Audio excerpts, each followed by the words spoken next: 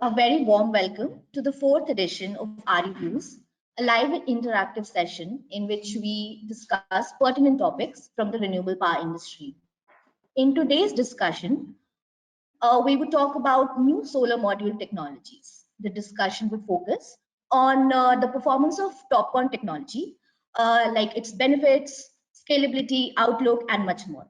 For this discussion, we have with us Mr. Sai Charan Kupili, Technical Director at Jinko Solar, and Mr. Vincent Vida, Manager Solar Development at Fortum India. If you have any questions on the topic, please send it to us through the chat box on your screen. We'll take them up towards the end of the discussion. Our Managing Director, Mr. Vinay Rustagi, would steer the course of the conversation. So let's begin the discussion now. Over to you, Vinay. Thank you, Ankita, and I hope a very good afternoon or a good morning to all the listeners or the people present on this webinar. I hope everybody is well. It is an exciting time as always to discuss what is happening in the module industry, and as usual, there's lots happening. There is the pace of technology change is just astonishing. We are going away and just moving ahead in terms of efficiencies, in terms of life of these modules, degradation, so on and so forth. There is obviously we are in the middle of a massive supply chain disruption because of which there is actually uncertainty about availability of modules. Prices have rocketed, and there is at the same time supply chain consolidation. So lots happening, in particular, amongst all this today, we are here to discuss more about the technology aspects, focusing more on the evolution from P-type mono to N-type, TOPCon, and the other new technologies which are expected to come to the market in the next few years. Jinko and indeed some of the other module manufacturers have already launched some of their latest products. So we'll discuss what is the technology roadmap, what are the implications in terms of efficiencies, BOS costs, power yield, project life, etc., and not just in terms of what the solar module makers claim, but also what is the user perspective, and that is why we'd love to hear from Vincent in terms of what has their experience been actually adopting some of these new technologies on the ground. So without further ado, I will pass on to Sai Charan, who will make a small presentation on the latest modules launched by Jinko, and then we will have a more free interactive discussion after that. Sai, over to you. Thank you so much, Vinay. Just a moment, let me just share my screen.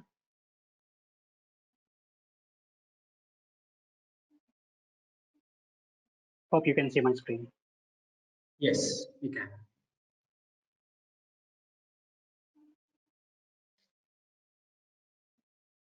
Okay. So very good morning and good afternoon to everyone.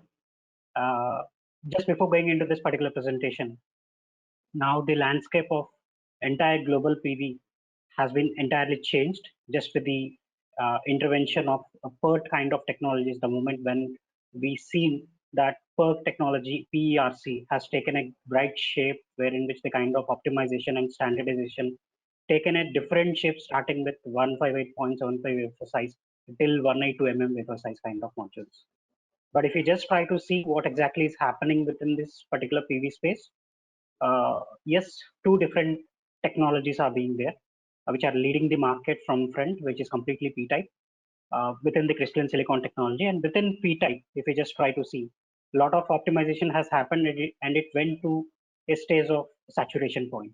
So now it's the turn of N-type kind of technologies where the degradation factors are very less when compared with normal P-type kind of technologies, and the extrinsic semiconductor, whichever we try to use in P-type, whichever is there, the intent and the content of that particular extrinsicity factor is completely getting reduced. And in fact, instead of going with a first year degradation of 1.5% or 2%, that still can be better with these kind of N-type technologies going down the line less than 1% or even 0.6% kind of technology optimization can be done going forward down the line after 4 to 6 quarters kind of timeline. So quickly, if we just try to go into the presentation part. So quickly more about Jinko. As you all very well know, we are the global leading #1 module manufacturer. And specifically, we have delivered more than 80 gigawatt kind of capacity right from the day of our inception. And looking at our market manufacturing capacity, which is close to around like 40 gigawatt capacity by the end of this particular year. And in every region, we stood as a kind of #1 market share holder specific to these kind of P-type kind of technology or even on N-type kind of technology. And on the technology innovations, if we just try to see, we have arrived up to 25.4% kind of efficiency on the N-type technology, which is the biggest efficiency, or the what we can say is like the power density of these particular technologies is much higher and bigger when compared with the other existing P-type or N-type kind of technologies. And these are a few of the accreditates which we have into our crown. More specifically, right from the last consecutive 6 years, even on the PVL scorecard or DNVGL or any other technical parameter, technical metric kind of specific to these particular awards, or the kind of technical reliability metrics, if we just try to see. So there also it's consecutively right from 2014 onwards, we stood as #1 on these particular scorecard values as well. So quickly, if we just try to see what exactly are the products which are available in the market. If we just try to see, we very well know that within P-type kind of configuration, it is being offered with 163.75 wafer size or 182 wafer size or 166 kind of wafer size modules. And within this particular 182, we can see that maximum power class which we can see is 540 watt peak. And the same thing if we just try to compare with the other existing P-type wafer module, which is standing at 540 watt peak or 550 watt peak with 210 wafer size of 60 cell kind of module. So that is there with P-type. But if you just try to see what kind of benefit which is coming or which is happening with these kind of 182 wafer size kind of modules, it's always benefited with 182 wafer size module just because of the compatibility part, which is there with 4 square mm modules, which is there with 4 square mm cable size, which generally comes with these kind of 182 mm wafer size modules, which comes with 72 cell kind of module. And similarly, if we compare the same thing with 210 wafer size kind of modules, that comes with 6 square mm cable, whereas 60 cell 6 square mm cable 210 wafer size module can provide you up to 550, 560 watt peak. But the only challenge is the ecosystem of the existing BOS components is not going to make much compatible scenario when compared with 182 wafer size of 72 cell kind of module. So quickly, if we just try to see what kind of offerings are going to be there within the market. So it's completely P-type. Within P-type, we can see that 163.75 wafer size generally stands with Tiger series module, which comes with 78 number of cells, where maximum power class is up to 470, 475 on the monofacial. And similarly, on the bifacial, we can expect 470 watt peak. And quickly, if we just try to see for 182 mm wafer size module, we name it as Tiger Pro series. And within Tiger Pro series, we can see 54 cell is there, 60 cell is there. But for Indian market, this completely rules out just because that this particular 54 cell or 60 cell generally will be used for the DG markets, which is for the distributed generation of the rooftop segment.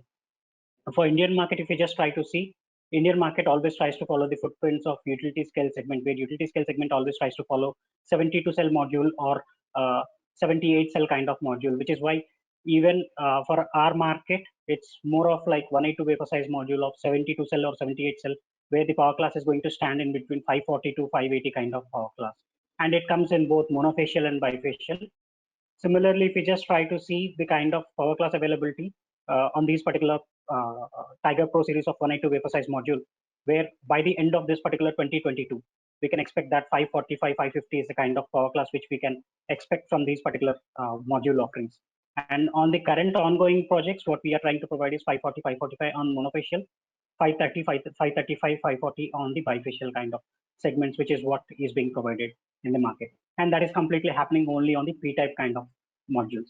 If we just try to see what exactly is there for 2021, yes, 2021 we completely offered with P-type as a mainstream product. And within P-type, we can see that 182 wafer size module of 72 cell module, and then with 78 cell kind of module, which is coming with both This is coming only with 78 cell module is coming only with bifacial BDVP, which is with dual glass. And typically with Tiger Pro 72HC comes in both bifacial of dual glass and transparent backsheet. So this is what has happened with 2021 market offering as our mainstream product. But for 2022, what we could see is that we have completely replicated the same with 192 wafer size on the N-type as well. So initially N-type started with PERT kind of technology. P-type is nothing but PERC. N-type started with PERT, which is the first generation product of N-type technology. So second generation of N-type is the TOPCon, which generally comes with the tunneling oxidation process, which is why we could see that the degradation factors of these particular N-type technologies is much lower when compared with N-type.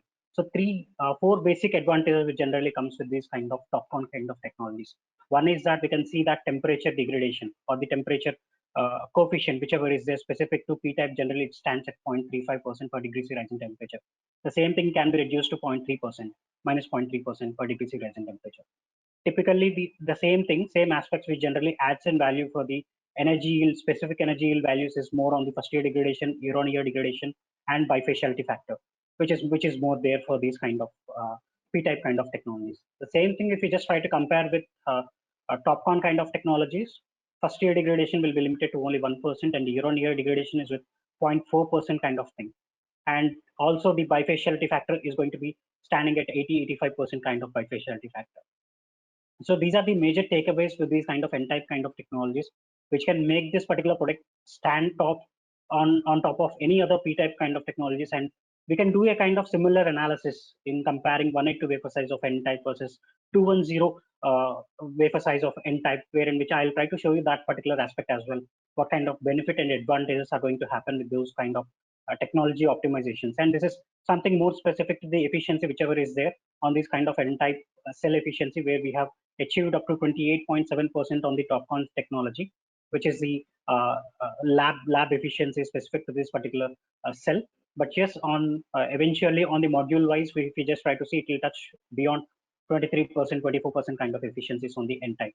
And typically, if we just try to see what kind of product offerings are going to be there within N-type, so same 78 cell module of 182 wafer size and 72 cell module of 182 wafer size, which means these particular four products are going to be offerings of N-type for 2022 market, 2022 year. So on this particular segment, if we just try to see the maximum power class which can be expected from these particular 182 wafer size modules is 610 with 78 cell, and with 72 cell it is going to stand at 565 watt peak. And this is going to have the similar dimensions of what exactly we have with P-type of 72HC product. And similarly, this particular 78 is also going to have the similar dimensions, same dimensions of what P-type 78 cell of 182 wafer size is going to have.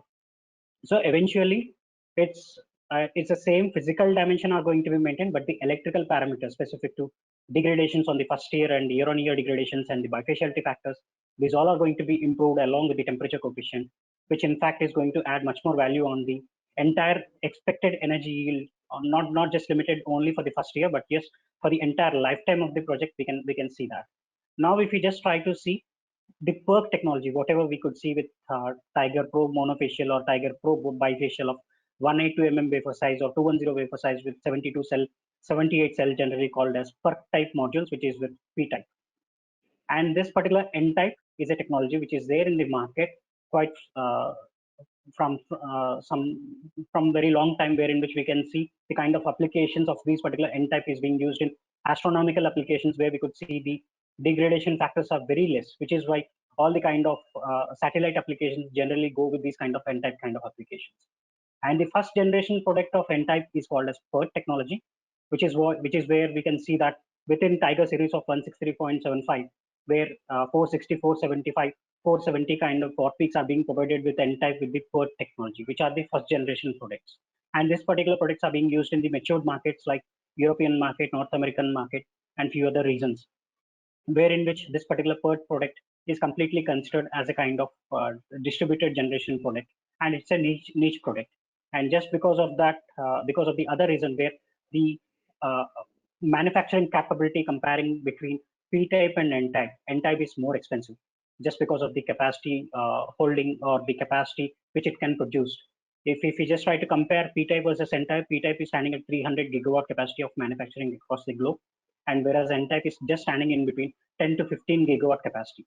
So just because of that, we can see the maximum positive edge on P-type is going to have best economic sense when compared with P-type, when compared with N-type, which is why if we just try to compare the delta between P-type and N-type, it is not less than 5 cents to 7.5 cents or 8 cents at any point of time. But eventually, if we just try to increase this particular N-type capacities, this particular delta of 8 cents or 8.5 cents can come down to 3 cents or 3.5 cents going forward down the line after 2 to 3 quarters kind of timeline. So that's a reason why we could see that N-type is going to make much more benefits, not only on the specific energy yield, but also on the LCOE benefit, NPV analysis, on every aspect. We can see the kind of benefits are much happening with N-type. And this is happening with first generation product itself. The moment when we switch on this particular first generation product to second generation product, which is the TOPCon technology, where the oxidation layer is going to get increased with the tunneling process itself. So that is called as TOPCon technology. So now the product whichever we are trying to offer with 182 wafer size module is with TOPCon kind of technology, which is a second generation N-type cell is being used within that, which is having better characteristics and features and electrical parameters when compared with first generation PERC cells. So with this, what we can say is that this particular TOPCon cell can be increased in mass production comparatively with P-type kind of technology, which means if P-type is standing at 300 gigawatt capacity, assuming that, take an example of Jinko manufacturing capability itself out of 40 gigawatt capacity. If we can increase this particular 40 gigawatt capacity of P-type, just reducing P-type to 30 gigawatt capacity, and then 10 gigawatt capacity of N-type is being increased. So in that particular sense itself, we can say that 25% of shift to N-type itself can make much more difference in the entire market scenario, just specifically on the N-type usage of these particular products. So on the other side, if we just try to see what exactly is the competitor on this particular TOPCon technology, we can see that HJT is one kind of heterojunction kind of technology which we can see. And going forward, IBC is going to lead the market. That is going to take not less than 8 to 12 quarters kind of timeline. Beyond that, we can see that future technologies can be more with perovskite kind of technologies where the efficiency of the modules can be reaching beyond 28.5% or close to 30%. So this is typical comparison between PERC, TOPCon and HJT. If we just try to see, PERC it's a kind of silicon nitride layer, which is what is happening on both sides of the module with PERC kind of technology. This is nothing but the P-type module. Similarly with TOPCon, if you just try to see, an extra passivation layer is getting added along with the tunneling layer. The same thing if you just try to compare with HJT, an intrinsic semiconductor is getting added in between the silicon substrate. Just because of this particular substrate, which is getting added on both sides of this particular silicon substrate, it is providing the benefit of low degradation. Whereas for TOPCon, it is happening with this particular tunneling layer itself. So tunneling layer itself is going to have the oxidation process wherein which it completely eliminates the oxidation activity, which means the degradation factor is going to be limited very less when compared with intrinsic semiconductor layers kind of thing, which is why we can see that TOPCon is going to lead the market. And after TOPCon, we can see that HJT is also going to stand beside that. So there is a kind of commercial benefit specific to that. And this is also majorly trying to provide the minority carrier resistance where how exactly the carriers are going to pass through, which is why the resistance specific to this particular passivation process is going to be reduced. And this is completely going to have better benefit on the efficiency of the module, which means cell to module efficiency is going to be a bit better, which means power density of TOPCon technology is going to be far better when compared with PERC kind of technology or PERT kind of technology. So the reason is that specific to this particular TOPCon kind of technology, the moment when the cell to module efficiency is going to be increased, the VOC or the open circuit voltage is going to be increased like anything. Just because of the increased VOC, we can assume that the degradation factors on or the year-on-year degradation or the first-year degradation is going to be limited very less when compared with the P-type or other N-type kind of technologies. As I was trying to explain you, this is more similar to first-year degradation of 1% and 0.4% as year-on-year degradation. This is first advantage specific to product warranty on the performance part, and similarly on the monofacial and bifacial, we can provide the same kind of power warranty aspects with this kind of N-type technology. And the other enhanced reliability conditions specific to Tiger Pro series kind of thing, whether it is with 72HC of P-type or whether it is with 72HC of N-type. If we just try to compare the same aspect on P-type versus N-type, we can see that at thermal cycle at 200 cycles or 400 cycles, we can see better performance is happening with N-type kind of technology, which means enhanced reliability characteristics, not just limiting only to thermal cycle, but yes, on the extended reliability of a parameter specific to UV, thermal cycle, humidity, freeze, or damp heat. It is happening specific to that. Even on the PID aspect as well, at 192 hours, we can see that reduced value of PID can be achieved with these kind of N-type kind of technologies. Altogether, compiling all these particular factors, enhanced reliability is much better with these kind of N-type kind of technologies. And the most other important factor where we can see is that temperature coefficient of, instead of having minus 0.35%, N-type is catching hold with minus 0.3% per degree C rising temperature. Just because of that, we easily can see 1.7% to 2% kind of extra energy gain, which is what is happening just only because of temperature coefficient itself. So all these factors, not just adding value only on the monofacial module, but also on the bifacial module. Along with that, if we just try to compare the bifaciality factor, instead of going with 70% bifaciality factor with P-type, if that is getting increased to 15% more, which means 85% of bifaciality factor is going to increase energy gain of around like not less than 0.8% to 2.03%, depending on the specific location, it's going to happen. And these all particular factors of bifaciality factor, temperature coefficient, and all other factors specific to reduced IAM or reduced low irradiance loss, all these factors compile in increasing the energy yield from these particular N-type kind of technologies. Optimized generation, if we just try to see, is going to be better with these kind of N-type kind of technologies, which can happen not less than 1.7% to 3% kind of generation gain, which can happen with these kind of technology optimization. And this is one of the reference project what we had seen, where we could see that this is one of the installation which has happened in Haining within our facility, where 3% is the generation difference between TOPCon versus PERC technology, which means N-type of second generation product versus P-type of latest technology, whichever is available in the market. And this is one typical analysis what we had seen with one of the Indian project by just comparing the values of 610 of N-type versus 210 of 540 watt peak module, where we can see that the BOS difference with fixed tilt is happening at 1.7%, 1.07% with an increase of IRR of 7.1% with a reduction of LCOE at 3%. The same thing with tracker, we could see that it is happening this way. Specific to LCOE reduction, it is happening at 4% with an IRR increment of 9.5%. So this is more specifically on the presentation part. And now the floor is open for the next discussion part. Thank you, Sai. That was quite breathtaking and actually very exciting, but also very, very complex. So let me just try to understand in kind of very high level picture, which I think most of our people in the audience would be quite interested to understand as well. First of all, just to see where we are right now, can you give us a sense in terms of I think Jinko probably ships around 1.5 to 2 gigawatts of modules every year in India. Please correct me if I'm wrong this year. But please give me a sense of what has been the bulk of the makeup of these modules. I mean, I presume most of these modules are PERC type technology, maybe a mix of monofacial and bifacial. But what wafer sizes, what efficiencies have been basically dominate the market this year? And then we will go on to, what does the future landscape look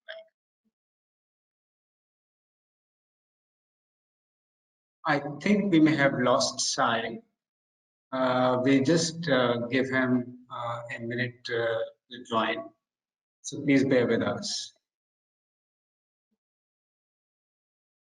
Yeah, I can see that he is connected again. Sai, can you hear me?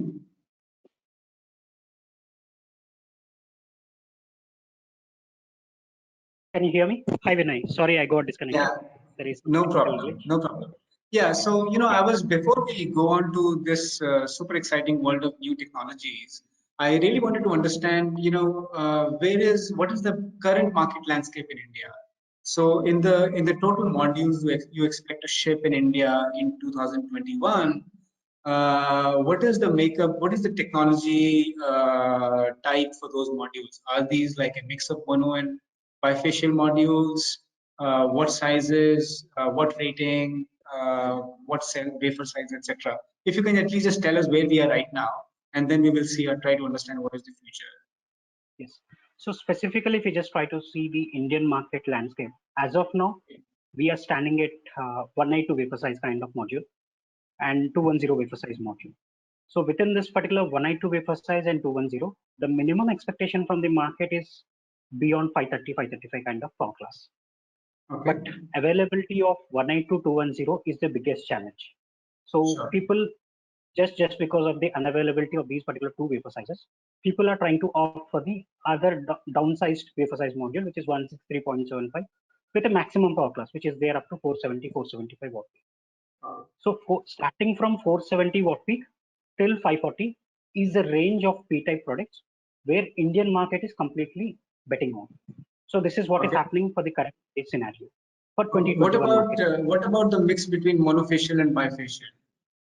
Right. Specific to mix of these particular monofacial and bifacial, if you just try to see, majority of the players started transforming towards bifacial kind of technology.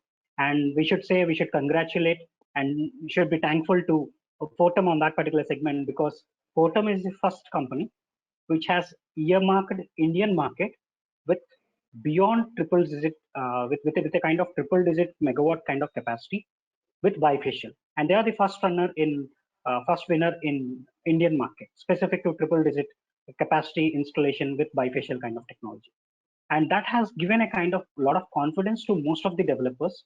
Out of close to around like 1.7 gigawatt kind of capacities, whatever we have sold to Indian market, where we had seen that beyond 70% has happened with bifacial kind of modules for 2021 market itself. Okay.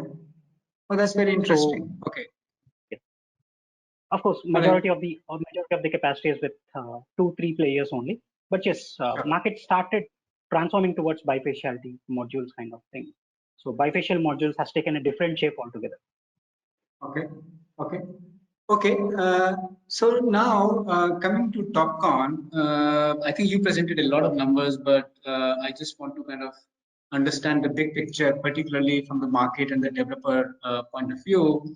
I think the key takeaways, as far as I could make out, were that the power generation goes up by between 2 and 3%. The BOS costs come down by about 3 to 5%, and the net LCOE impact can be anything, can be 5 to 7% lower in comparison to the PERC type technologies that were used until very, very recently. Is that the correct summation of the TopCon technology potential? So that it's a range altogether. Specific Sure. to market, specific to location, these numbers will vary.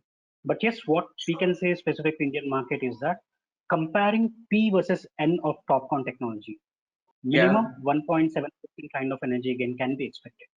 I'll try to show you one particular interesting aspect. If you just allow me to share my screen, probably I'll show you that the moment I get that particular access. So, but yes, more specifically, what I can say is, so this is happening not just only with these kind of, thank you.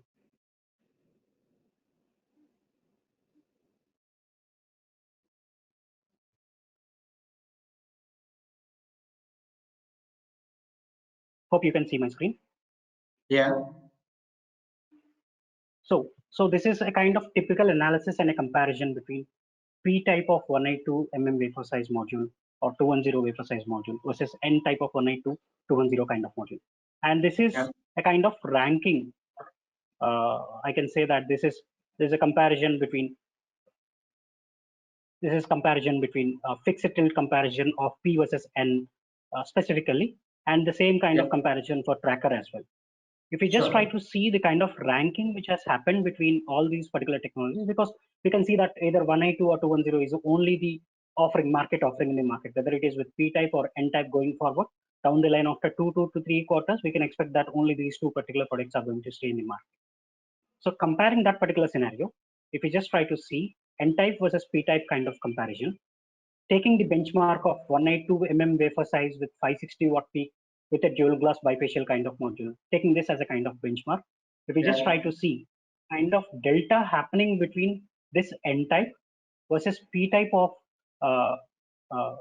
182 mm wafer size of 550 watt peak or 72 HC kind of module with dual glass, kind of bifacial module, where we can see the delta premium to maintain the same LCOE is standing at 0.9 cents, which means 1 cent is 0.9 cents, which means 1 cent, close to 1 cent.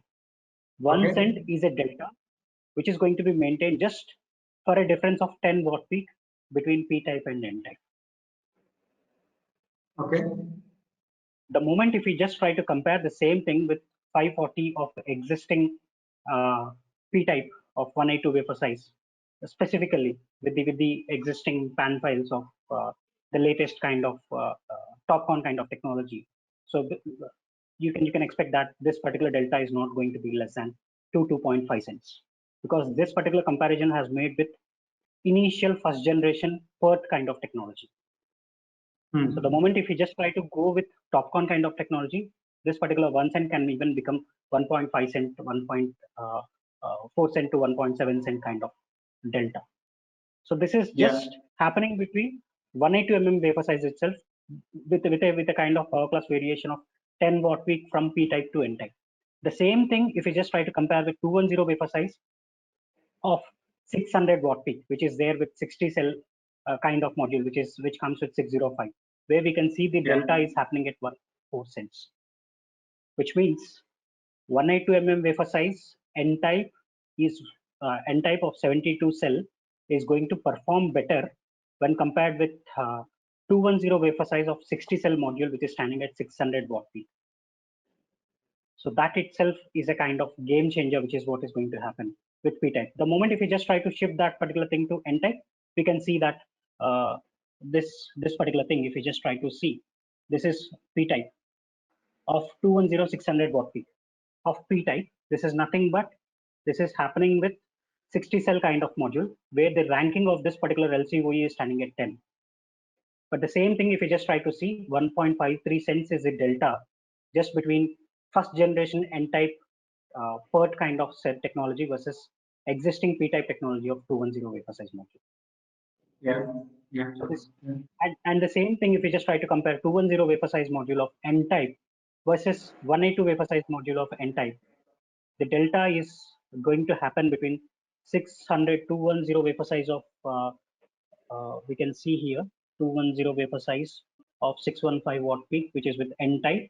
This is standing at 7 number rank with 0.43 cents when compared with 182 wafer size of 72 cell of 560 watt peak of N-type. So quite interesting parameter is that 182 wafer size module is well matured, better matured when compared to 210 wafer size module. The only reason is that it is coming 6 square mm cable, where the existing ecosystem of the entire PV system is not completely incompatibility with 210 wafer size module, whereas 182 has got that particular advantage, which is why we can see that BOS savings is much happening with 182 wafer size modules when compared with 210 wafer size module, which is the only reason why we could see that this particular delta LCOE is favoring more with 182 wafer size modules when compared with 210 wafer size module.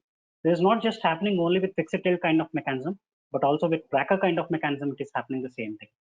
So typically, if we just try to see on a fixed tilt kind of system, comparing 182 wafer size module of 600 watt peak versus normal P-type kind of module, we easily can expect that 1.5 cent delta can easily be expected. Okay. So this is Understood. No, thanks, Sai. Vincent has been listening very patiently. Vincent, thanks for your patience. Now, I presume you are familiar with the TOPCon technology and have been following it with great interest. Have you started using these new technologies, TOPCon or any other N-type technologies, either at large scale or maybe at pilot scale? And what have been the results? Do the results broadly tally with what Sai has just shared with us? Yeah, first of all, thanks for inviting me and sharing I'm happy to share the view of the developer in this discussion. Thank you. Particularly to TOPCon, we haven't tested the modules so far yet in our utility scale plans. But as I mentioned, we were one of the first ones to adopt bifacial modules on a very large scale in India. And if you want, I can walk you a bit through how we came to that decision, that we were one of the first ones of doing the bifacial in India. So, and that reflects basically how we approach any kind of technology. We are a technology agnostic company, which means we analyze every technology available in the market, and we're happy to work together with companies like Jinko to implement those higher efficiency modules. We truly believe that high efficiency is the way forward to lowering the LCOE of solar, and bifacial was one of these game changers that we had to analyze. But of course, we don't just buy the bifacial modules once they are available. We do some research before, which is a lot of desktop study. So looking at the scientific research, looking at white papers, looking at module test reports. But usually these test reports are only on an individual module basis. So what we decided to do is actually put a pilot in one of our power plants where we put multiple tables full of bifacial modules on fixed tilt systems, on trackers, on all kinds of different configurations to see how these modules actually perform in real life in a utility scale plant. And by the time that we were about to invest in a large scale power plant, we had already more than 1 year data from that pilot. So then we were trusting the technology a lot more than the year before, because we have seen the real life bifacial gain in utility scale plants. Then, of course, on top of that, we do a lot of testing. So we test that these degradation assumptions are correct. We test that the temperature coefficient is as advertised. And yeah, that's part of our quality assurance program for the modules in utility scale. But then on top of that, yeah, there's some challenges, of course, in the procurement. Bifacial technology was new. So we needed to discuss the warranty terms, because that was not something that was established yet. We used a different mounting structure in real life to optimize the bifacial gain, which gave some challenges. And then in operation terms, we had to discuss with our EPC how to calculate the PR of a bifacial plant, because that wasn't established yet either. So we truly love these new technologies, but they don't come without challenges. And what do you mean by those challenges? Can you expand on that a little, Vincent? What kind of challenges do you face in adoption and the large-scale usage of these new technologies? Sure. So first of all, we need to establish that this new technology is as advertised. So we do a lot of reliability testing on the modules. And then we do the pilot to make sure that the yield is as we calculate with the yield software. And then in installation, for instance, the mounting structure of the bifacial is usually a bit different to make sure that there's additional yield from bifacial modules is higher. So in our case, our mounting structure was actually a bit higher off the ground, which is a bit more difficult to install than the top row of the modules, because it's just, yeah, frankly speaking, at a higher height above the ground. And another challenge is, for instance, this PR calculation. So that was something new. How do we agree with our EPC how to calculate the performance ratio of the plant? Sure. Thanks, Vincent.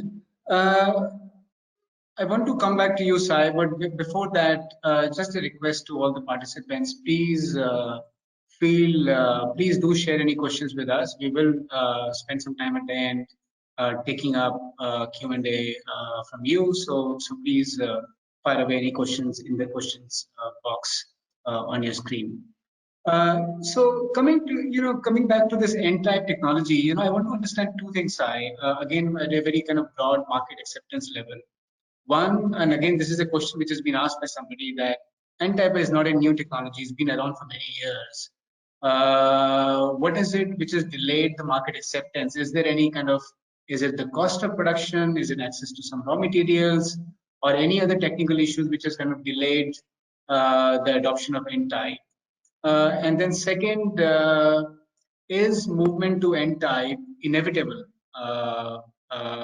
Like multi to mono was and monofacial to bifacial has been. Is it inevitable? Is it actually going to happen in the next 2 to 3 years at a very, very large scale, as I think you were trying to mention? So, Sai, your response to these two questions. Okay, sure, Vinay.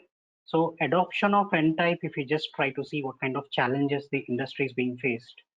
So it's more of like, definitely capacity is a major glitch, where if you just try to see, out of entire 300 gigawatt capacity of manufacturing with crystalline silicon technology, why only 10 gigawatt capacity of N-type is there out of 300 gigawatt capacity? And this has been maintained right from the last 3-4 years. If you just try to see, this particular capacity improvement has happened only from 5 gigawatt capacity to 10 gigawatt capacity. Only 5 gigawatt capacity increment has happened on N-type technology. Why is this so? Because the existing market is not in a position to accept specific to this particular N-type kind of technology, because the kind of initial investment which generally happens with these kind of N-type technologies is too huge. And already people, whomsoever are the manufacturers who have invested a lot specific to P-type kind of technology optimization, starting with 156.75 wafer size, then they shifted to 158.75 and then shifted to 163, 166, 182, 210. So a lot of investment is involved within this. Not everyone can, go and take that particular breath with these kind of N-type kind of capacities.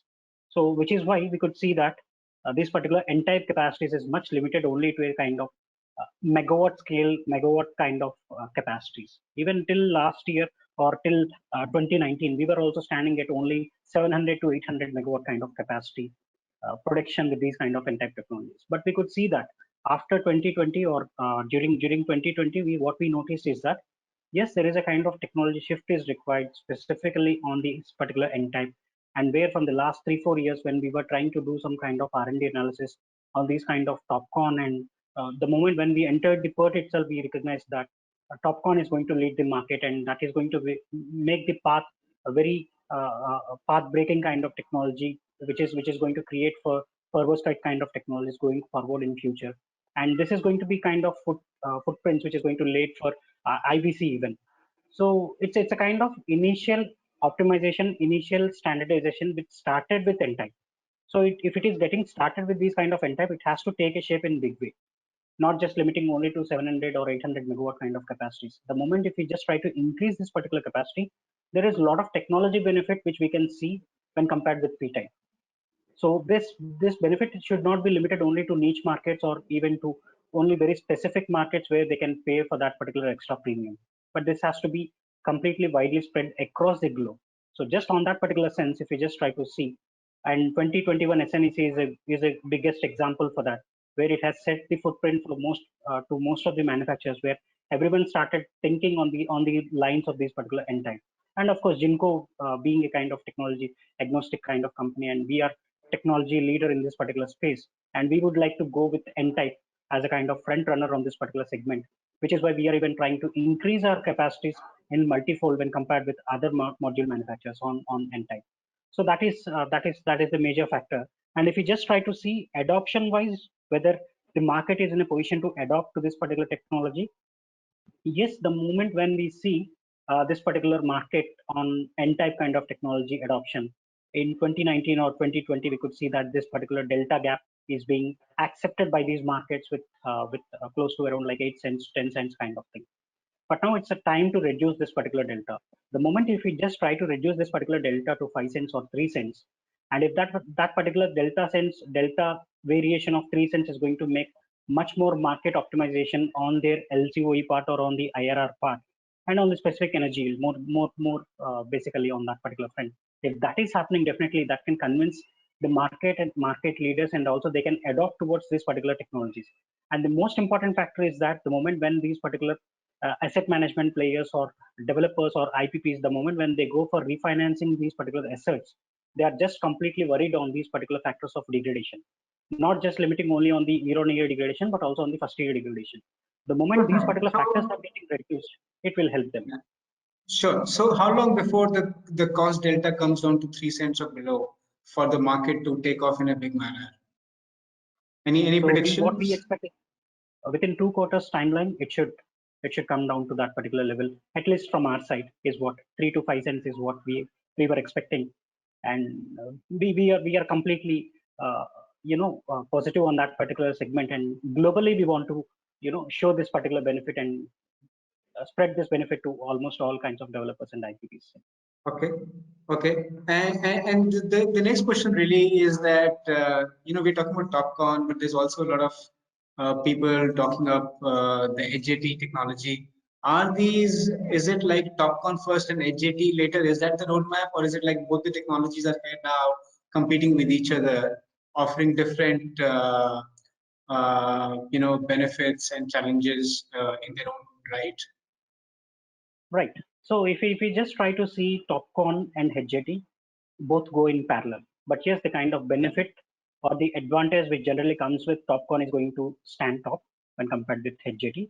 But yes, it's a kind of HJT is a kind of silicon nitride layer which is just getting added in between the extract, which is what is happening, which is an amorphous silicon layer which is getting added on both sides. That definitely is going to have not aggressive. It will be on a bit higher value of degradation factors when compared with TopCon kind of technologies. Sure. Okay. But yes, please. Yes, just to answer your question more specifically, whether it is uninvitable, yes, it is uninvitable. Market has to shift towards N-type, and the time has came. Okay, good. So I wanted to come back to Vincent again. Vincent, first of all, if you have any questions if you want to grill Sai, please feel free to ask a question. But before that, I wanted to ask you, very often in the past, we've heard that there is a big gap between what the module makers claim in terms of efficiency gains and LCOE gains and what is actually achievable on the ground. And that is because of a number of factors, because there are all kinds of operational challenges, ground level execution issues, etc. Do you agree with that, or do you, or do you think we need to take some of these numbers with a pinch of salt, or in your experience, these claims do stack? Yeah, that's a good question, and our experience is that usually the technical parameters are very close to what is the real life case. So we talk about a lower temperature coefficient, then usually that's correct. And of course, we measure that in the laboratory to make sure and to verify. Lower degradation, we try to make sure as well. But then, of course, you have the project-specific LCOE and IRR improvements. Those can be quite optimistic sometimes, but of course, we need to calculate them case by case for our own projects. But the technical parameters, we verify and use those in our calculations. Sure. Okay. And do you want to ask any question? Do you have any questions for Sai? Yeah, maybe I don't want to put you on the spot, but is there any challenge from a module manufacturing perspective shifting from P-type to N-type and from the normal PERC to TopCon? Yeah, Vincent, it is challenge-wise, definitely there will be challenges because we have invested a lot on P-type, but yes, looking at the market, the expectations are specific to not just limiting only on the power class, but also on the energy density aspects. We were prone to shift towards high energy density and high power density kind of technologies. And for that, we may be losing some kind of, delta on some kind of our investments within P-type infrastructure, whatever has been built in. But we are fine with that. But more specifically, it's like, since we being the technology leader, we want to compete in this particular new segment of N-type as well as a kind of initial technology creator, technology provider on this particular segment of N-type with TopCon. But yes, what we would like to do within this particular N-type is that, as what we did with P-type, a lot of optimization we tried in doing. So more specifically on the materials of the module, by not compromising on any of the enhanced reliability characteristics of the module. So similar way, we will try to continue the same enhanced reliability characteristics, holding with N-type module as well. The same thing by just reducing some of the aspects, by just going with different optimization on the materials. If we can fine tune that particular segment, definitely we can very well match up with the existing standards of N-type as well. What exactly market is even looking with P-type. Vincent, does that answer your question? Yeah, it does in a way. Okay. Thanks. I wanted to ask you, I mean, since you were one of the first large-scale users of bifacial modules, how has that experience been? And what kind of savings and gains have you seen in that project, having operated that project now for about a year now? Yeah, when we did the investment in the modules, that was already in May 2020. The project has been operational for about a year now, and when we did the investment, we knew that the IRR and the LCOE were slightly better than with the polycrystalline competitors. And then on top of that, because we had the experience with the pilot case, we knew that the yield analysis that we had done with the PVSys software was at that time at least underestimating the bifacial gain a little bit. So just from our pilot experience, we knew that that would kind of cancel out the risk of the technology, and we decided to go for it. And what we've seen so far is that indeed the PVSys software had underestimated the yield a little bit. So the bifacial plant is actually overperforming and really exceeding the expectations. Okay, that must be good news. We are running out of time, so I'll just take two questions before we have to wind up. So Sai, one of the questions is about there are all kinds of technical certification requirements in India now. There is BIS, but also now increasingly going forward, there will be ALMM. Do you have any visibility over when these new technologies could be certified for use in India? Yeah, absolutely. Specific to BIS, we are in the verge of submitting our samples to BIS authorized lab agency. So most probably by mid of April, we will be ready with all kinds of BIS certificates on all these kind of N-type products. But yes, on the ALMM part, we have submitted our application way back in 2020 Jan 27 with all our applications, with all our products, mainstream products for that particular matter. But still, there is a kind of nod which has to be provided by MNRE to ALMM cell team. They're just awaiting for that particular final nod from MNRE, so that we also will be enlisted in that particular ALMM list. Sure. Okay. And the last question is, you said currently the capacity is about 10 gigawatts for N-type technologies. Do you have any estimates internally, or have you seen anything in the industry how that could grow over the next 2 to 3 years? Yeah, it is going to increase, but it completely depends on the demand, what exactly is going to be portrayed by most of the regions. But right. Yes, the kind of interest towards N-type is almost there from every region. So right. Slowly and gradually, it is going to take its own pace. Out of 40 gigawatt capacity, what we expect is that at least it should touch to the double-digit manufacturing capacity within Genco is what we are expecting for 2022. If that is going to happen, right. Then the game is going to be exponential in matter for N-type. Right. Okay. So I think with that, we would like to close this session. Thank you very much, Sai and Vincent, for your time, for sharing your expertise and insights with us. And I think it's very, very exciting as a keen observer of the industry to see these massive improvements is very exciting. We all know solar is the future. There are all kinds of prediction that there will be a day when solar power will become almost free. I think we're not very far. We're already at about 2 rupees. But the way the technology roadmap seems to be, definitely barring some short-term disruptions, the way is higher efficiency, higher power yields, and lower LCOE. So I think that is very exciting. The second, obviously, great news for the industry on the whole, not just for India, but even internationally, is that there are more and more countries now opening up possibilities for domestic manufacturers. So there will be a wider spread of manufacturing capacity across multiple countries. Hopefully, it allows for more innovation, a better ecosystem, less disruption in the future, and more price stability.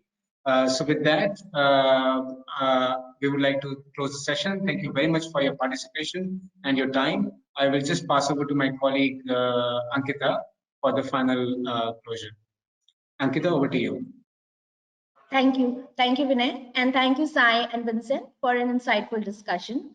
If your question remained unanswered because we ran out of time, please reach out to us at market.research@bridge2india.com and we'll get back to you. And we'll share a feedback survey with you shortly on your screen. Please provide us your valuable feedback. We'll continue to host such knowledge sharing sessions in the future. In fact, we have an interesting webinar lined up for December, in which we'll discuss key findings from our upcoming report on residential rooftop solar.